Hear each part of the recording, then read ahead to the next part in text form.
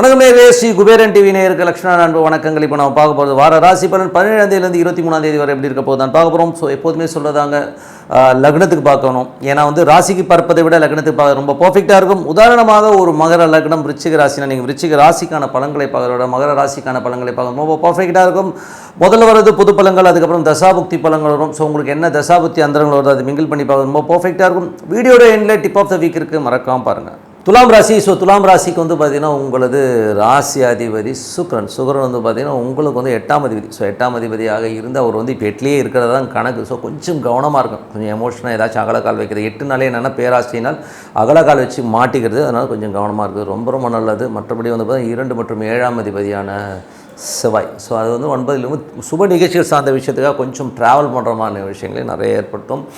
அது நல்ல விஷயமாக சுபமாக முடிவதற்கான நாட்கள் ரொம்ப சிறப்பாக இருக்குது.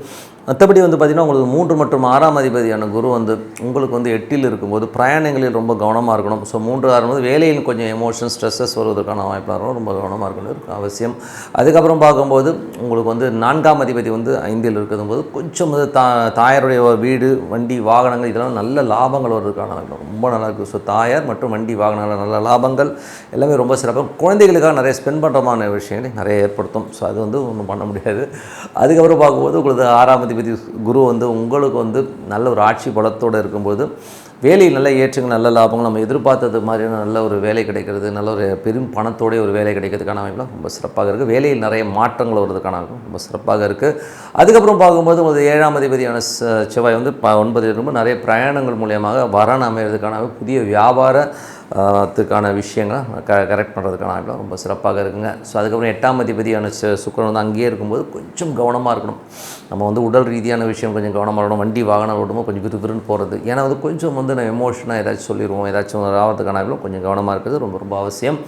அதுக்கப்புறம் 9ஆம் அதிபதியான புதன் பார்த்திங்கன்னா உங்களுக்கு 6ல் நீச்சபங்க ராஜயோகமாக இருக்கும்போது வேலைகள் வெளிநாட்டில் வேலையில் இருக்கணும், திடீர் அதிர்ஷ்டங்கள் மூலியமாக நல்ல ஒரு பொசிஷன் போகிறதுக்கான ரொம்ப சிறப்பாக இருக்குது. ஸோ தந்தையுடைய உடல்நலம் சார்ந்த விஷயங்களில் கொஞ்சம் கவனமாக இருக்கணும், அவ்வளோதான். மற்றபடி எல்லாமே சிறப்பு தான். அதுக்கப்புறம் உங்களுக்கு 10ஆம் அதிபதியான சந்திரன். 10ஆம் அதிபதியான சந்திரன் பார்த்தீங்கன்னா சிறப்பான பலன்கள், நல்ல ஏற்ற நல்ல லாபங்கள், தொழில் புதிய புதிய யுத்திகள் மூலியமாக ஒரு பெரிய லெவலில் போகிறதுக்கான ரொம்ப சிறப்பாக இருக்குது. 11ஆம் அதிபதியான சூரியன் உங்களுக்கு 6ல் இருக்கும்போது வேலையில் நல்ல ஏற்ற நல்ல லாபங்கள் வர்றதுக்கான வாய்ப்பு, உங்களுக்கும் உங்கள் பாஸஸ்க்கும் கொஞ்சம் கிளாஷஸ் வர்றதுக்கான வாய்ப்பு இருக்குன்னு அது மட்டும் கொஞ்சம் கவனமாக பார்த்துங்க. மற்றபடி லாபத்தில் எந்த வித ப்ராப்ளம் இல்லை, நல்ல லாபங்கள் வர்றதுக்கான வாய்ப்பு ரொம்ப நல்லா இருக்குங்க. ஸோ இப்போ பார்த்தது பொது பலன்கள். இனிமேல் பார்க்கும்போது தசாபுக்தி பலன்கள் எப்படின்னா, துலா லக்னமாக சூரிய தசாபுக்திகள் சூரியன் பார்த்திங்கன்னா உங்களுக்கு நல்ல ஏற்றம் நல்ல லாபங்களை கொடுக்குறதும், அது வேலையில் நல்ல ஒரு பெரிய லெவலில் போகிறதுக்கான வாய்ப்பு ரொம்ப நல்லா. பட் இருந்தாலும் வேலை பலுக்கள் அதிகமாக இருக்கும். உங்களுக்கும் உங்கள் பாஸஸ்க்குமே கொஞ்சம் கருத்து வேறு கொஞ்சம் கிளாஷஸ் வர்றதுக்கான வாய்ப்பு கொஞ்சம் கவனமாக இருக்கணும்.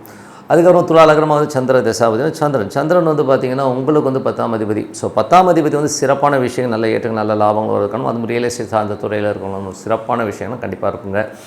ஸோ அதுக்கப்புறம் பார்க்கும்போது துலா லக்னமாக செவ்வாய் தசாபதி. செவ்வாய் பார்த்திங்கன்னா உங்களுக்கு 7ஆம் அதிபதியாக இருந்து அவர் 9ல் இருக்கும்போது நிறைய பிரயாணங்கள் பண்ணுற மாதிரி விஷயங்களை கண்டிப்பாக ஏற்படுத்தும். ஸோ கொஞ்சம் நிறைய பிரயாணங்கள் தான் நல்ல லாபங்கள் வருவதற்கான இப்போ ரொம்ப நல்லா இருக்குங்க. ஸோ அது சிறப்பு தான்.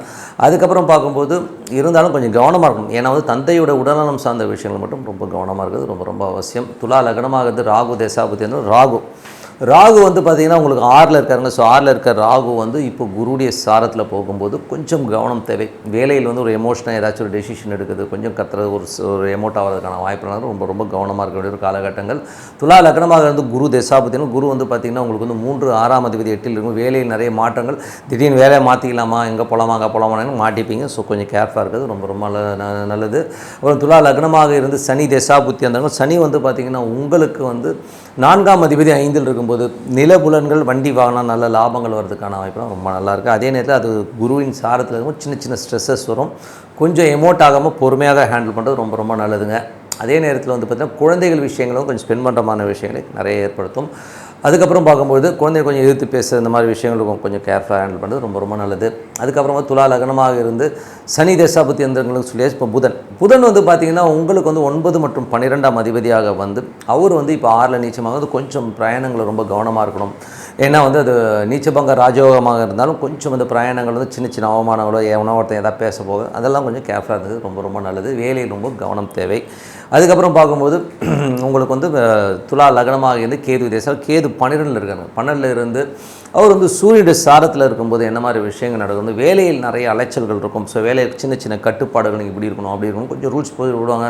கொஞ்சம் வந்து எமோட்டாவரமான ஃபீலிங் கண்டிப்பாக ஏற்படுத்தும். ஸோ துலா லக்னமாக வந்து சுக்கிர தசாபுத்தி அந்த சுக்கிரன் வந்து பார்த்திங்கன்னா உங்களுக்கு 8ஆம் அதிபதியாக வந்து அது பரிவர்த்தனை 8லேயே இருக்கிறதா தான் அர்த்தம். அதனால் பெண்கள் விஷயங்களை ரொம்ப கவனம். நீங்களே பெண்ணாக இருந்தீங்கன்னா ரொம்ப கேர்ஃபுல்லாக இருங்க. எடுத்து வைக்கிற ஒரு ஸ்டெப்பில் வந்து ஒன்று யோசித்து முடிவெடுக்கிறது ரொம்ப ரொம்ப நல்லதுங்க. ஸோ மற்றபடி என்னங்க இது வந்து ஏன்னா இது வந்து சுக்கிரன் வந்து அங்கே 8ல் இருக்கும்போது கண்டிப்பாக அந்த விஷயங்கள்லாம் பண்ணணும். அது வந்து கொஞ்சம் கேர்ஃபுல்லாக இருக்க ஒரு காலகட்டங்க. என்னை பொறுத்தவரை இதெல்லாம் ஒரு கேல்குலேஷன். ஸோ இந்த கேல்குலேஷன் எது ப்ளஸ் மைனஸுங்கிறது வந்து நீங்கள் வந்து மனதார கொஞ்சம் நோட் பண்ணி வச்சு அப்ளை பண்ணி ரொம்ப சூப்பராக ஒர்க் அவுட் ஆகும். ஸோ என்னை பொறுத்தவரை ஒரு நல்ல ஒரு பிரார்த்தனை கண்டிப்பாக நம்ம அடுத்த லெவல் போகிறதுக்கான வாய்ப்புகளை கண்டிப்பாக இருக்குது. ஸோ டெய்லி வந்து ஒரு பிரார்த்தனை வந்து மனசார இறைவன் அது எந்த தெய்வமாக இருக்கட்டும். ஸோ உதாரணமாக ஒரு ஓம் நிமிஷம் மனசார பிரார்த்தனை பண்ணுவோம் கண்டிப்பாக அடுத்த லெவல் போகிறதுக்கான வாய்ப்பு ரொம்ப சிறப்பாக இருக்கும். ஸோ இறைவன் பிரார்த்தனை ரொம்ப உங்களை அடுத்த லெவல் கொண்டு போகும். ஸோ இப்போ பார்க்கும்போது tip of the week. So tip of the வீக்கில் வந்து நம்ம பார்க்குறது என்னென்னா எப்போதுமே சொல்கிறதாங்க இப்போ வந்து சனி ராகு இப்போ சனி பயிற்சியாகி அது வந்து மீனத்துக்கு போகுது. இப்போ ஏற்கனவே ஏகப்பட்ட சர்ச்சைகள் இது சனி பயிற்சி கிடையாது. நம்மளை பொறுத்தவரை வந்து திருக்கணிதம் நம்ம ஃபாலோ பண்ணுறோம். ஸோ அதனால் நான் அதை வச்சு சொல்ல மற்ற ஜோதிடர்கள் வந்து நான் வந்து தப்பு சொல்ல மாட்டேன். அது அவங்கவுங்க கணக்கு. ஏன்னா என் குருநாதர் என்ன சொல்லான்னா எந்த சிஸ்டம் நீ ஃபாலோ பண்ணி அதை பர்ஃபெக்டாக ஃபாலோ பண்ணால் போதுங்கிறது தான் அவர். இப்போ என்னை பொறுத்தவரை சனி பயிற்சி இப்போ நடக்கிறது எனக்கு சனி பயிற்சி தான். ஓகேங்களா? ஸோ அப்படி சனி பயிற்சி ஆகும்போது என்ன மாதிரி விஷயங்களை நடத்தும். ஸோ இது வந்து நம்ம வந்து ஒரு டெஸ்ட் மாதிரி கூட வச்சுக்கலாம். ஏன்னா வந்து இவங்க சொல்கிறாங்க இல்லையா சனி பயிற்சியில் இப்போ வந்து சனியும் ராகும் ஒரு கட்டத்தில் வந்து சந்திக்குது. ஸோ ஏப்ரல் மாதம் முழுவதுமாக சனியும் ராகும் வந்து மீனத்தை சந்திக்கின்ற காலகட்டத்தில் வந்து என்ன மாதிரி விஷயங்கள் நடக்கணும் போது ஸோ தொழில் ரீதியான விஷயங்கள் நிறைய பாதிப்புகளை கண்டிப்பாக ஏற்படுத்தும். அது மட்டும் இல்லாமல் பார்த்தீங்கன்னா வெளிநாடு சார்ந்த விஷயங்கள் நிறைய கடுபிடிகள் நிறைய சட்டத்திட்டங்களால் ஒரு கிராஷ் உருவாகிறதுக்கான வாய்ப்பு ஒரு கிராஷ் ஆகும். ரொம்ப கிராஷ் ஆகி ரொம்ப ஒரு ஸ்ட்ரெஸ்ஸஸ் வர்றதுக்கான வாய்ப்புகளை கண்டிப்பாக ஏற்படுத்தும். ஏன்னா வந்து காலபுருஷனுக்கு வந்து 9 12ஆம் அதிபதியாக இருக்கும்போது கொஞ்சம் ஜாக்கிரதையாக நமக்கு வந்து அந்த ஒரு ஸ்ட்ரெஸ்ஸஸை கண்டிப்பாக ஏற்படும். வெளிநாட்டில் இருக்கிறவங்களும் ஆல்ரெடி வந்து கொஞ்சம் பாதிப்பு இப்போ கொஞ்சம் ரொம்ப புதிய சட்டத்திட்டங்களால் நம்ம க்ரஷ் ஆகிறதுக்கான வாய்ப்புகள் நிறைய இருக்குது. அது மட்டும் இல்லாமல் குருமார்கள். ஸோ குருமார்கள் போது குருமார்கள் ஆன்மீகவாதிகளுடைய சில பித்தலாட்டங்கள் சில விஷயங்கள்லாம் வந்து வெளியில் வரும். ஸோ இதெல்லாமே வந்து கண்டிப்பாக இந்த டைமில் வரும். ஸோ அது மட்டும் இல்லாமல் குழந்தைகள். ஸோ குழந்தைகளுக்கு வந்து இனம் புரியாத ஒரு சின்ன காய்ச்சலோ ஏதோ ஒரு ஃப்ளூ இந்த மாதிரி ஏதோ ஒரு டிசீஸோ இந்த மாதிரி விஷயங்களை குழந்தைகள் வந்து உலக ரீதியாக நான் சொல்கிறது உலக ரீதியாக கொஞ்சம் கஷ்டப்பரமான சூழ்நிலை ஏற்படும். காரணம் என்ன அந்த குருவும் ராகும் ஒன்றா வந்து மீட் ஆகிற அந்த இடம்.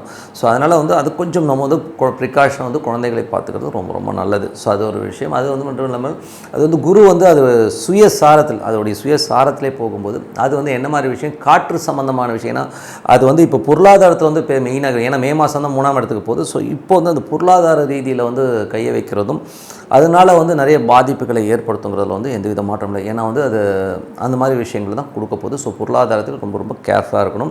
இது வந்து மணி வேல்யூ வந்து ரொம்ப கிராஃப் இறங்க போகிறதும் உறுதி. ஸோ அதனால் கொஞ்சம் வந்து கவனமாக போகணும். அது மட்டும் இல்லை கடல் சார்ந்த பகுதிகளில் இருக்கவங்களுக்கு வந்து கண்டிப்பாக வந்து ஒரு நிறைய ஜியாகிரபிக்கல் சேஞ்சஸில் கொஞ்சம் பிரச்சனைகள் வர்றதுக்கான கொஞ்சம் கவனமாக இருக்கணும். ஏன்னா சுனாமியோ இல்லை ஏதோ ஒரு பிரச்சனைகளை கண்டிப்பாக வந்து அந்த இடத்துல உருவாகும். ஏன்னா மீனம்ங்கிறது வந்து கடல் சார்ந்த பகுதிகளை குறிக்கிற ஒரு இடம். ஸோ அந்த இடத்துல வந்து கண்டிப்பாக வந்து ஒரு ப்ராப்ளம் வர்றதுக்கான வாய்ப்புகள் நிறைய இருக்குது. ஸோ இதுதான் வந்து இப்போ இருக்கிறது. ஸோ ஏப்ரல் மாதம் வந்து ரொம்ப ரொம்ப கவனம் வரும். ஸோ ஏப்ரல் மாதத்தில் வந்து இந்த மாதிரி கிரக சேர்க்கை யாருக்கெல்லாம் வந்து ஒரு பெரிய பிரச்சனைகளோ ஸ்ட்ரெஸ்ஸையும் கொடுக்கணும் போது மீனராசிக்காரர்கள் மீன லக்னக்காரர்கள் அவங்களுக்கு வந்து 12ல் வந்து உங்களுக்கு சனி ராகு தசாபுத்தி அந்தரங்கள் நடக்கிறதா இருந்தால் எஃபெக்ட் அதிகமாக இருக்கும். ஸோ 12ல் கொஞ்சம் தூக்கம் இல்லாமல் இருக்கிறது பெரிய லாபங்களை நினச்சி அது வரல இது வரலங்கிற ஒரு கலக்கங்களை ஏற்படுத்துறதுக்கான வாய்ப்புகளை கண்டிப்பாக ஏற்படுத்தும். அது மட்டும் இல்லாமல் வேறு யாருக்கு நம்ம சிம்ம லக்னக்காரர்களுக்கு வந்து பார்த்திங்கன்னா சிம்ம லக்னம் சிம்ம ராசிக்காரர்கள் ரொம்ப எமோஷன் ஆவீங்க. குழந்தைகள் மற்றும் வேலையில் வந்து ஒரு ஸ்ட்ரெஸ்ஸையும் டென்ஷனையும் கண்டிப்பாக ஏற்படும். ஸோ கொஞ்சம் கேர்ஃபுல்லாக இருக்கிறோம் காலகட்டங்கள். ஸோ அதனால் கொஞ்சம் பார்த்து நடந்துக்கணும்.